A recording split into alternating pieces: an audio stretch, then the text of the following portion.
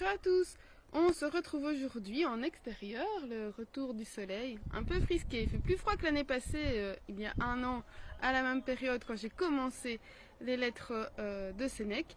On se retrouve aujourd'hui pour la lettre 123.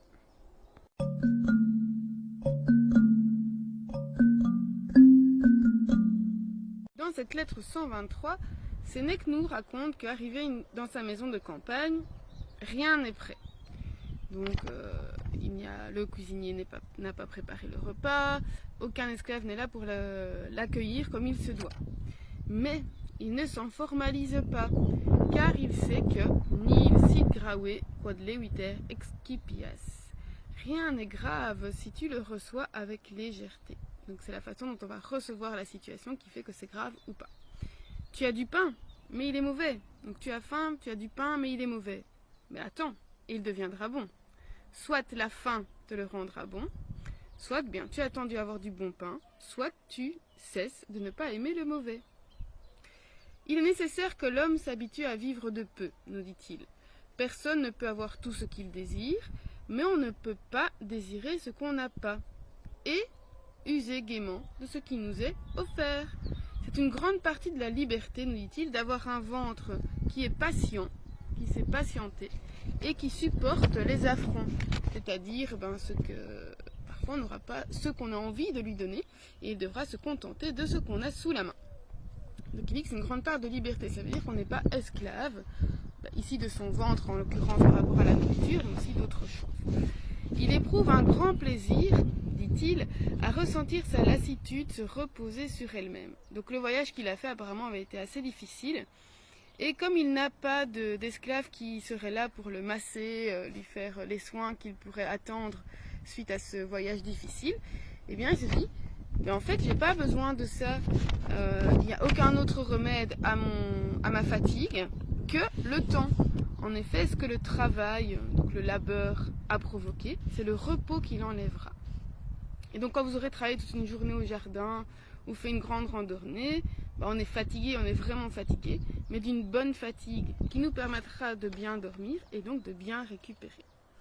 Et donc il nous dit que c'est dans ces moments inattendus, c'est-à-dire où on s'attend à quelque chose, et que ça n'arrive pas, et bien c'est dans ces moments inattendus que nous mettons notre esprit à l'épreuve. Sénèque s'attendait à être bien reçu, ce n'est pas le cas, mais il ne s'emporte pas. Et il s'accommode d'un esprit calme à cette situation. On peut dire qu'il fait contre mauvaise fortune bon cœur. Cela lui permet de réfléchir sur ses habitudes. Ce qui souffre ici dans cette situation, ce sont ses habitudes. Pas lui, car lui, il peut réprimer son désir. Imaginons, alors c'est vraiment un exemple on va dire moderne, imaginons que vous ayez loué un gîte pour le week-end et que sur l'annonce était indiqué qu'il y avait Wi-Fi super puissant gratuit, mais qu'arrivé au gîte, eh bien il n'y a pas de Wi-Fi. Voilà, on fait des travaux sur la ligne et il n'y a pas de Wi-Fi. Quelle serait votre réaction? Vous attendez à quelque chose, mais vous ne l'avez pas. Est-ce que vous vous fâchez ou est-ce que vous vous en accommodez?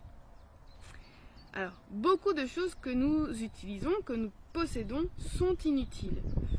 Et finalement, on va peut-être se rendre compte qu'elles sont inutiles quand on ne les a plus. On dit, ah bah tiens, ça ne me manque pas, j'en ai pas vraiment besoin en fait. Et Sénèque nous dit qu'on achète parfois quelque chose parce que les autres l'ont, donc pour faire comme les autres, parce que tout le monde a ça chez soi. Et il nous dit qu'un des plus grands malheurs, les causes de nos grands malheurs sont en fait qu'on va vivre ad exempla, c'est-à-dire pour suivre l'exemple des autres, pour faire comme les autres. Et qu'au lieu d'avoir la raison comme règle, nous sommes emportés par l'habitude. Ça, la force des habitudes. Et donc, la fameuse phrase, on la connaît, on a toujours fait comme ça. On nous la ressort souvent pour dire, on va pas changer puisqu'on a toujours fait comme ça. Et même si ça ne correspond plus, on continue. Il dit que ce qu'on ne ferait pas, si peu de gens le faisaient, eh bien nous commençons à le faire lorsque beaucoup le font. Comme si, en fait, le fait que beaucoup de gens fassent cette chose-là, ça lui donne de l'honnêteté. Et finalement, l'erreur va prendre place auprès de nous, la place de la chose honnête, parce qu'elle est devenue publique. Ça veut dire que quelque chose qui nous paraîtrait mauvais s'il était effectué par une seule personne, mais quand c'était effectué par la foule, on va un peu lui donner une apparence de chose honnête. Alors, puisque tout le monde le fait, c'est que ça doit être bien. Il y a beaucoup de choses comme ça. On pourrait se dire, mais pourquoi est-ce qu'on fait ça? Pour suivre tout le monde. Alors, Sénèque, alors ça c'est évidemment de l'époque, mais on pourrait faire le parallèle avec notre vie moderne, dénonce les gens qui voyagent avec leurs plus belles vaisselles, leurs plus beaux esclaves, pour faire étalage de leurs richesses. Il dit il faut éviter ces gens-là, car ce sont eux qui colportent les vices et qui nous les communiquent, comme s'ils nous les donnaient. Alors parmi les pires hommes, il y a, alors selon lui, deux grandes catégories. Il y a ceux qui rapportent les ragots, donc ce que les autres ont fait, mais il y a aussi ceux qui rapportent les vices, donc qui transportent, c'est gestares, donc c'est vraiment transporter.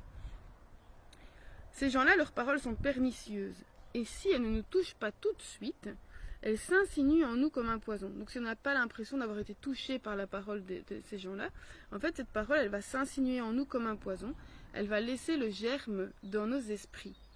Il fait une comparaison avec une symphonie. Donc quand on écoute une symphonie, il y a évidemment beaucoup d'instruments qui jouent en même temps. On n'arrive pas sur le coup à percevoir les différents instruments, les différentes choses. Et c'est seulement après la fin que parfois des sons nous reviennent. Et le son nous poursuit. C'est comme quand on a une chanson, même quand on ne l'entend plus, elle est là, elle reste dans notre tête. Et il dit, le doux son nous poursuit, se prolonge et revient par intervalle. Donc des fois il disparaît, puis il revient. Il dit, bouchons nos oreilles face à ces mauvaises paroles. Ne laissons aucune porte d'accès. Car une fois dans la place, une fois qu'elles se seront insinuées en nous, elles vont essayer de nous pervertir à grands coups de discours. Alors si on lui laisse... Je prends mes feuilles. Si on lui laisse la place, on va avoir des discours, à quoi ça sert d'être sage, il faut profiter de la vie, elle est bien courte. Pourquoi est-ce que tu t'acharnes à vouloir garder de l'argent pour tes descendants, puisque plus tu veux en avoir, plus vite ils vont vouloir te tuer, ou que tu meurs, parce que comme ça ils vont en profiter. Et finalement, être sage, c'est assister aux jouissances des autres, et toi tu te contentes de pain sec et d'eau. Profites-en tant que tu es jeune, plus tard ce sera trop tard. Sénèque nous dit que ces discours sont vraiment à fuir, comme Ulysse l'a fait avec le chant des sirènes, donc le fameux Ulysse de l'Odyssée. Je suppose que vous connaissez l'histoire, mais si pas, je vous la raconte en bref. Donc lors de son voyage de retour vers Ithaque,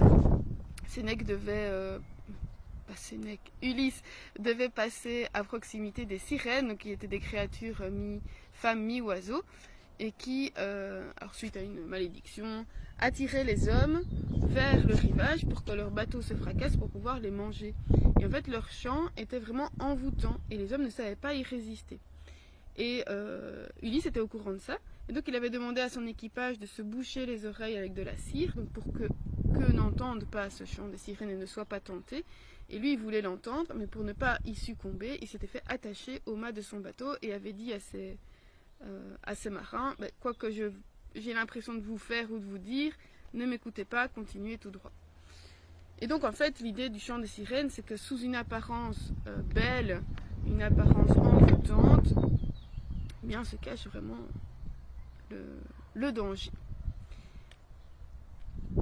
Les paroles de ces gens-là, donc de ces gens qui essayent de nous insinuer le plaisir, le fait qu'il ne faut pas être sage, que ça ne sert à rien, eh bien les paroles de ces gens-là sont aussi dangereuses. Et au départ, on n'a pas l'impression, mais Sénèque nous dit qu'elles peuvent aller jusqu'à nous enlever notre patrie, nos parents, nos amis, nos vertus, pour finir par nous jeter dans une vie honteuse et malheureuse, comme si on était sur une pente descendante, et que si on commence, eh bien, on va se précipiter vers tout ça, même si au départ, on a l'impression que c'est pas grand-chose. Et donc, il nous dit qu'il est bien mieux de suivre le droit chemin de la sagesse et de s'élever vers là où la seule chose qui nous plaît est ce qui est honnête. Donc, il dit qu'en fait, c'est beaucoup plus facile d'aller vers ce qui n'est pas honnête parce que la pente est descendante que pour aller vers la sagesse où le chemin est un peu plus grimpant. Il faut faire des efforts. Alors, pour arriver à rester sur le chemin de la sagesse, il faut considérer deux choses. Ce qui nous attire et ce qui nous repousse, ou ce qui nous fait peur. Donc dans ce qui nous attire, évidemment, il y a les richesses, les plaisirs, la beauté, les honneurs, toutes les séductions. Ça, il faut s'habituer à ne pas les désirer. Donc ce qui est désirable, eh bien il faut s'habituer à ne pas les désirer, parce qu'elles nous entraînent sur la mauvaise pente. Et ce qui nous fait peur, donc le travail, la mort, la douleur, une vie un peu prisonnière, eh bien ça, il faut s'habituer à ne pas le craindre, parce qu'en fait, ce sont des choses qu'on ne peut pas changer. Par exemple, la mort, elle est inéluctable, donc à quoi ça sert de craindre la mort? Elle va de toute façon arriver, donc à force de craindre la mort, on finit par ne plus vivre. Alors, donc il dit, on doit monter vers la sagesse et freiner dans la descente vers les plaisirs, bien sûr. Alors finalement, il nous dit qu'il n'y a pas que ces gens-là qui sont dangereux, donc ceux qui veulent nous pousser vers les plaisirs, il y a aussi ceux qui, alors sous un aspect stoïcien, hein, donc il dit subspécié, donc sous l'apparence d'un stoïcien, nous invitent au vice en disant que seul le sage est apte à aimer, à bien boire et à bien manger. Bon, là, ça fait un peu penser à des gens, à des gourous, des gens dans les sectes qui voudraient vous convaincre que c'est le seul moyen et que seulement si vous êtes vraiment sage, vous pourrez accéder aux choses suprêmes. Il dit il ne faut pas non plus les écouter. Écoutons plutôt ceux qui disent que personne ne devient bon par hasard et que la vertu est un apprentissage. La volupté, c'est une chose abjecte, ignoble, futile. La gloire, une chose vaine et plus rapide que le vent. La pauvreté n'est un mal que pour celui qui s'en trouve dérangé. Parce que si on l'accepte, ce n'est plus un mal. Et la mort n'est pas un mal, car elle est la seule loi d'égalité pour tous les hommes. Alors, la superstition, dit-il, est une erreur folle. Donc la superstition ici, je pense qu'il veut parler du fait qu'on ait peur des dieux, peur d'être puni, et que donc on va finir par peut-être cacher des choses pour ne pas être puni par les dieux. Et selon Sénèque, craindre les dieux est une aberration. Et que dire du mal des dieux, c'est comme si on les niait. Il faut bien évidemment remettre ça dans l'époque. Et donc il conclut en disant, la philosophie n'est pas là pour donner des excuses aux vices. Il n'y a pas d'espoir de salut pour celui que le médecin invite à l'intempérance. Donc le médecin, il ne va pas vous promettre de vous soigner en vous disant « Oui, non, mais continuez à vivre votre vie de débauche, il n'y a pas de problème. » Bien sûr que non.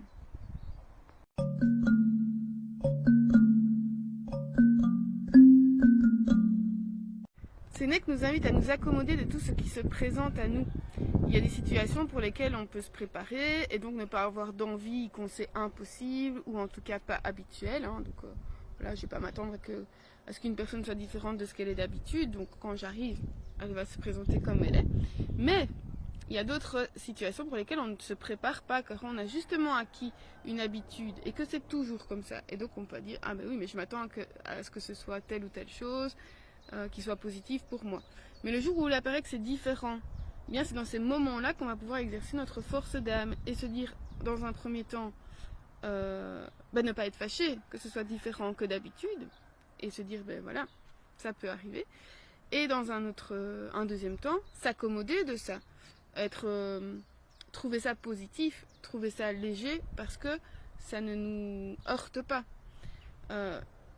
Sénèque, lui, comme il n'a pas les soins qu'il a l'habitude de recevoir après une longue route, eh bien, il se dit que finalement, le repos, est-ce qu'il est convaincu de ça ou est-ce qu'il s'en persuade lui-même, mais convaincu que le repos est suffisant pour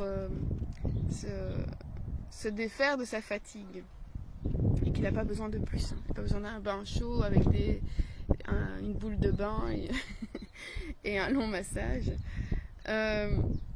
Et il dit que c'est un plaisir de juste pouvoir se reposer. Alors, ça me faisait penser évidemment que le mot voluptas, c'est le mot plaisir, qui est le summum bonum des épicuriens, donc le plaisir.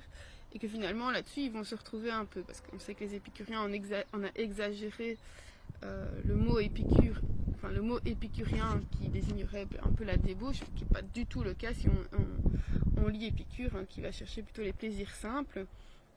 Alors parfois on peut aussi remettre en question des habitudes sans vraiment y être forcé par des situations.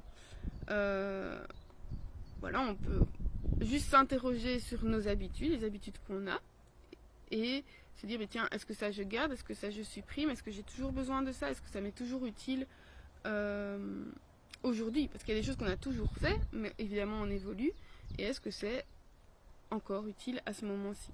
Donc parfois faire une pause et se dire, tiens, qu'est-ce que j'ai comme habitude? Et peut-être même demander aux autres ce qu'ils pourraient nous donner comme habitude qu'on aurait, dont on ne se rendrait même plus compte. Alors il y a certaines choses qu'on fait parce que les autres le font et que finalement au fond si on est vraiment honnête avec soi ne nous correspondent pas ou plus. Et Sénèque parlait du chant des sirènes avec Ulysse. Évidemment il nous arrive de nous laisser tenter par le chant des sirènes. Alors qu'est-ce que c'est ce chant des sirènes maintenant dans notre vie? Évidemment on pense aussi à la publicité à la télé, à la radio, sur les réseaux sociaux, dans les journaux, dans nos boîtes aux lettres. On a de la publicité partout qui essaie de nous convaincre d'acheter telle chose, de faire telle chose. Et parfois, il faut être assez fort pour résister, puisque le but de la publicité, c'est de nous manipuler. Comme certains philosophes, comme certains prétendus philosophes, essayaient de faire rejoindre à leur cause certains, donc par l'habileté du langage. Donc, par exemple, on va se laisser tenter d'acheter tel ou tel produit parce que ça paraît miraculeux, de faire tel ou tel régime parce que quelqu'un me l'a vanté et pour elle ça a marché, donc pour moi ça va sûrement marcher aussi. Voilà, et parfois, dans ce cas-ci, ça peut paraître pas très grave si on se lance là-dedans, mais ça peut au fur et à mesure, si on suit quelqu'un aveuglément, aller très loin et aller vers des choses beaucoup plus graves. Donc pour Sénèque, il ne faut pas non plus écouter ces gens qui disent que les stoïciens ou ceux qui veulent cheminer sur le chemin du stoïcisme vont s'imposer une vie aride, ils se gâchent la vie finalement et qu'ils passent à côté de tellement de plaisirs. Retenons que ces plaisirs sont de façade et qu'ils peuvent nous pousser aux pires bassesses. Alors on peut penser simplement, je suis sûre qu'on a tous des exemples de ça, des familles qui sont complètement déchirées par des questions d'héritage. L'héritage, c'est quoi? C'est des possessions, c'est de l'argent, des maisons, c'est de l'argent. Et on va sacrifier toute une famille pour ça. Ou l'amour, Sénèque nous dit ici que la passion amoureuse, ça peut être quelque chose qui nous fait faire n'importe quoi et ça peut aussi détruire des familles. Voilà. Est-ce que finalement réfléchir à ce qu'on fait et avoir un recul sur ce qu'on fait, ce qu'on dit, ce qu'on pense, est-ce que c'est vraiment se gâcher la vie? Nous devons accepter ce qui fait peur, car c'est inévitable, comme la mort, le travail, la douleur. Et donc si on arrête de les fuir et qu'on réfléchit bien, nous ferons moins peur. Et il faut fuir ce qui paraît attirant, comme la gloire, les plaisirs, les passions, en voyant les conséquences possibles. Alors c'est en ça que la philosophie doit nous aider et nous guider. Sénèque nous pousse à être honnêtes envers nous-mêmes et à ne pas chercher de fausses excuses qui viendraient couvrir nos comportements qu'on sait hors du chemin. Je vous laisse réfléchir là-dessus. Je terminais l'épicurisme avec mes élèves tout à l'heure, ma partie de cours sur l'épicurisme, et je leur disais, il y a certaines personnes qui vont refuser de vivre certaines choses parce qu'elles pensent déjà aux conséquences. Donc par exemple, je vais refuser de tomber amoureux ou refuser d'entrer dans une relation amoureuse parce que j'ai peur de la rupture, de la souffrance qu'engendrerait la rupture. Je vais avoir peur, ça c'était mon exemple, je vais refuser de prendre un animal domestique parce que j'ai peur qu'il meure et que ça engendre de la souffrance chez moi.